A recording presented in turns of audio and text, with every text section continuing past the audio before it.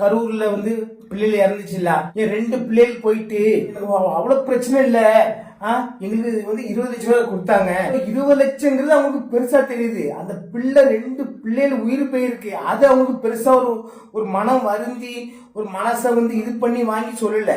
ஒரு அண்ணன் வந்து அவர் தம்பி இறந்து போயிட்டாரா, என் தம்பி வந்து விஜய் சேருக்காக உயிரை கொடுத்திருக்கான், அது தப்பு கிடையாது, இன்னும் நான் உயிரை கொடுப்பேன்.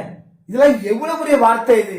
ஒரு பச்சை பிள்ளை, அந்த பச்சை பிள்ளை இன்னுமே என்னன்னு தெரியாது, அந்த பிள்ளை இறந்துருக்கு. அந்த பச்சை பிள்ளை வீட்டுல அந்த ஃபேமிலி பேசுறாங்க, விஜய் சேருக்காக என் சின்ன பிள்ளை வந்து உயிரை கொடுத்திருக்கு, அது எங்களுக்கு வந்து இதா இல்ல, ஏன்னா அதனால நான் விஜய் சேர கிட்ட போய் பார்த்தோம். எவ்வளவு கேவலமா இல்ல, இப்படிலாம் பேசுறதுக்கு உங்களுக்கு வெக்கமா இல்ல? உங்களுக்கு ஒரு உயிர் போயிருக்கு, அது போயிருக்கு, அதை விட்டு போட்டு நாங்க விஜய் சார கிட்ட இருந்து பார்த்தோம், வாங்கணும், அதனால எங்க பிள்ளை உயிரோடு பெருசு இல்ல, அதுக்காக இவ்வளவு பேசுறீங்களே.